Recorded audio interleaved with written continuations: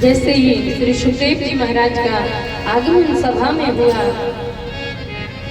सुंदर सा आसन लगाया, श्री सुखदेव जी महाराज को बिठाया।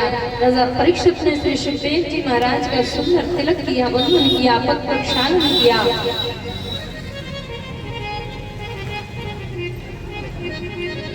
जैसे ही श्री सुखदेव जी महाराज सिंहासन पर विराजमान हुए,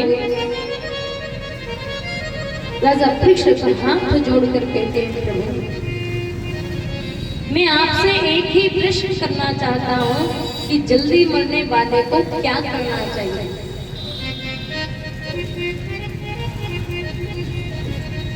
जल्दी मरने वाले जीव की मुक्ति का क्या उपाय है?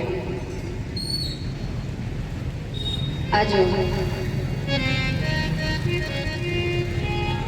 श्री सुखदेव जी महाराज राजा परीक्षित की बात को सुनकर के, प्रश्न को सुन करके गदगद हो जाते हैं।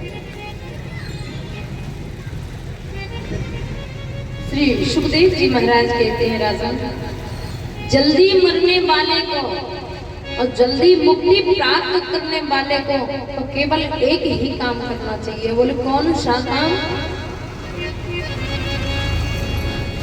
कि श्वास श्वास पर कृष्ण भजन और वृथा श्वास जन खो,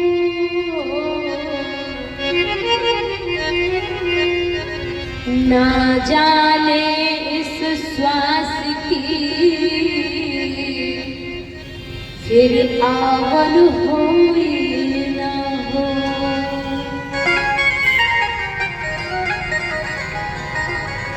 जल्दी मरने वाले को तो प्रत्येक श्वास पर, जैसे हम हर बार में सांस भरते हैं ना,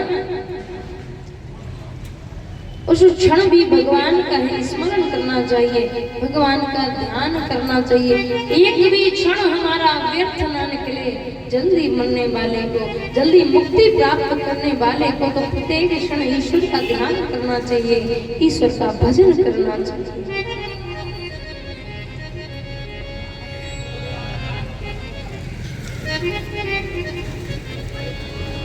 श्री सुखदेव जी महाराज राजा परीक्षित को वर्णन करते हुए कहते हैं,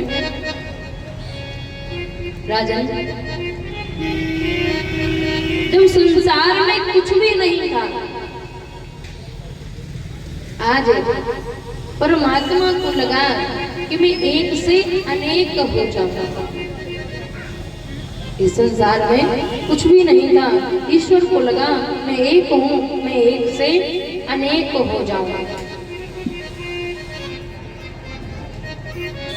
इस प्रकार नारायण से नर की उत्पत्ति हुई।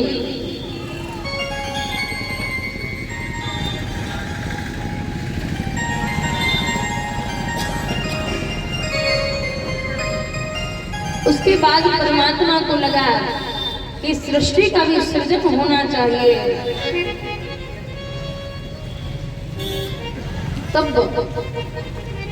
भगवान नीलमणि श्री ठाकुर जी ने अपनी नाभि से ब्रह्मा जी को उत्पन्न किया। भगवान की नाभि से एक सुंदर कमल उत्पन्न हुआ, उस कमल पर ब्रह्मा जी की उत्पत्ति हुई। आज ब्रह्मा जी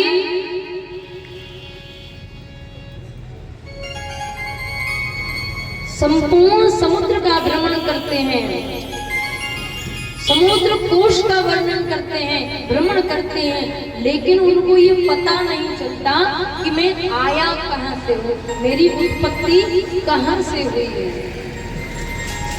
मैं प्रकट कहां से हुआ। तत्पश्चात ब्रह्मा जी कमल नाभ के तंतु में प्रवेश कर जाते हैं। अब जब डंठल में जाओगे महाराज तो नीचे से ऊपर, ऊपर से नीचे,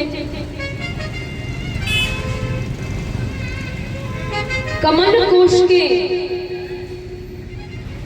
3 शब्द भू भुव स्वः, उन शब्दों के उच्चारण से दो शब्द सुनाई दिए ब्रह्मा जी को।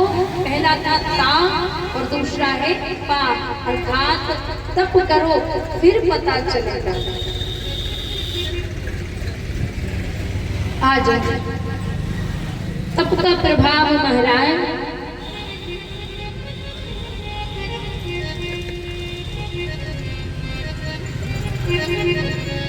कि तपवली रचई प्रपंच विधाता, तपवल विष्णु सकल जग त्राता, कि तपवल शंभु करई संहारा,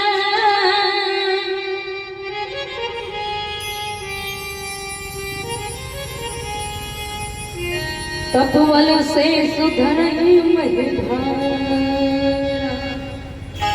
तप का प्रभाव महाराज जो ब्रह्मा सृष्टि का सृजन करते हैं, विष्णु भगवान इस सृष्टि का पालन करते हैं, भगवान देवादिदेव भूत भावन भोलेनाथ इस सृष्टि का संहार करते हैं। और तप का ही प्रभाव है जो श्री शेष जी महाराज इस पृथ्वी का भार अपने सिर पर रखे हुए हैं। आज जैसे ही 100 वर्षों तक तपस्या की ब्रह्मा जी ने, तब जब जाकर के भगवान का दर्शन हुआ, भगवान की आज्ञा से जंगम अड्डज उद्भिज स्वेदज जरायुज उत्पन्न किया ब्रह्मा जी ने। 109 प्रकार की पृथ्वी बनाई, 7 द्वीप बनाए, 7 समुद्र बनाए, 7 तल बनाए और 7 मृत्यु लोक बनाए, और बीच में बनाई जो भूलोक में हम और आप विराजमान है यह पृथ्वी। श्री सुखदेव जी महाराज राजा परीक्षित को वर्णन करते हुए कहते हैं, राजा आज विधाता ने सृष्टि का सृजन किया,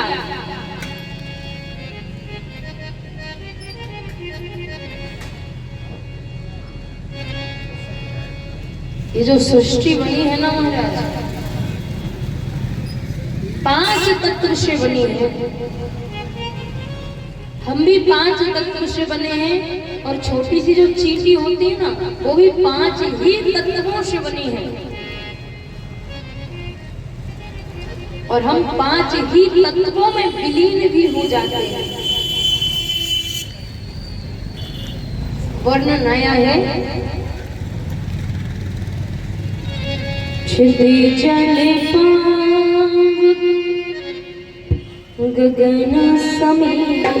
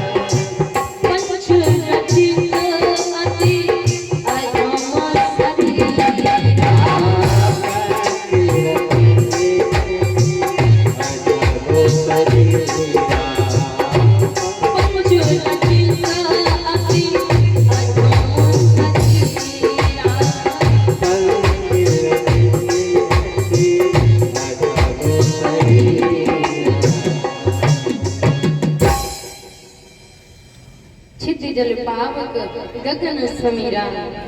5 तत्वों से मिलकर के हमारा यह नश्वर शरीर प्राप्त हुआ है। श्री सुखदेव जी महाराज राजा परीक्षित को वर्णन करते हुए कहते हैं, राजन परमात्मा किसको जल्दी मिलता है?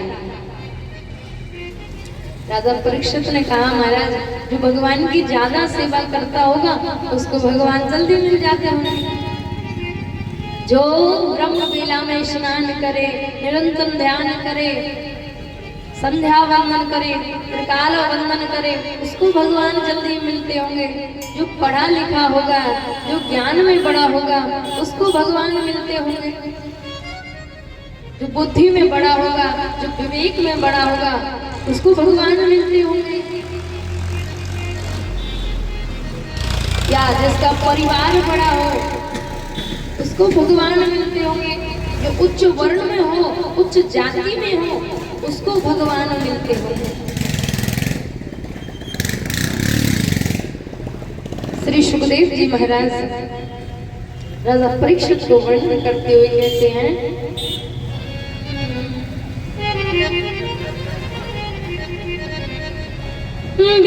व्याधस्याचरणं ध्रुवस्य च वयो विद्या गजेन्द्रस्य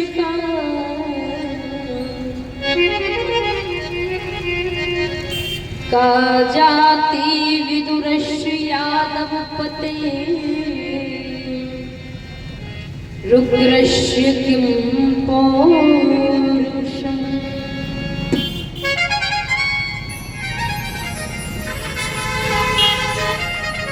हो सकता है जो ज्यादा सुंदर हो उसको भगवान मिलते होंगे। श्री सुखदेव जी महाराज कहते हैं,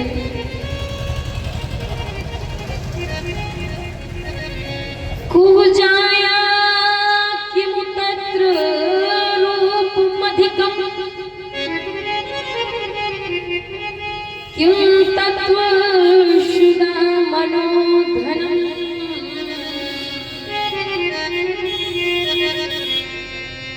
कुब्जा के पास ना तो रूप था और ना ही सुदामा जी के पास धन था। तो कहा भगवान भक्त के भीतर क्या देखते हैं?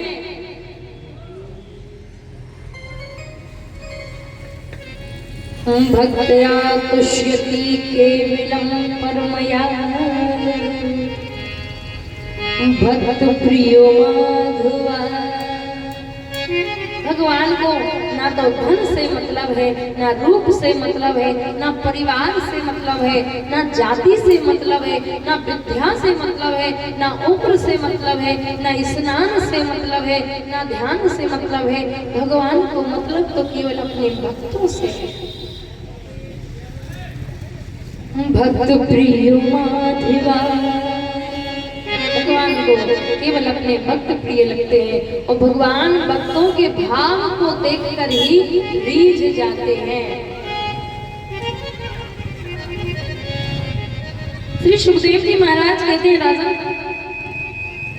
यदि 10 बार स्नान करने से भगवान मिल जाते ना, तो विचार करना, जब राम जी वनवास गए,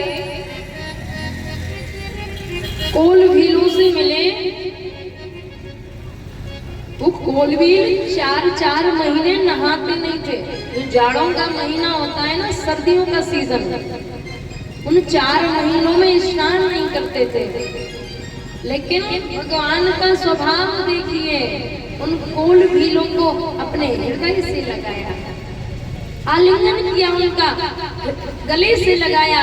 हम और आप होते महाराज तो खड़े होने में भी शर्म लगती कि बताओ 4 महीने से स्नान नहीं किया, हम उनके पास कैसे खड़े हो। लेकिन जब भगवान ने उनके भीतर अपनी प्रगाढ़ भक्ति को देखा तो परमात्मा ने उन सभी गोलवीलों को हृदय से लगा लिया। अर्थात भगवान केवल भक्तों का मन देखते हैं। निर्मल मन जन सो मोहि पावा, भगवान केवल भक्तों का हृदय देखते हैं, भक्तों का भाव देखते हैं। श्री सुखदेव जी महाराज ने कहा, अगर भगवान जाति देखते तो विदुर जी महाराज दासी पुत्र थे।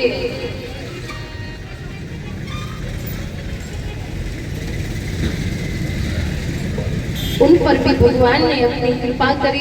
श्री सुखदेव जी महाराज वर्णन करते हैं, राजा परीक्षित को एक समय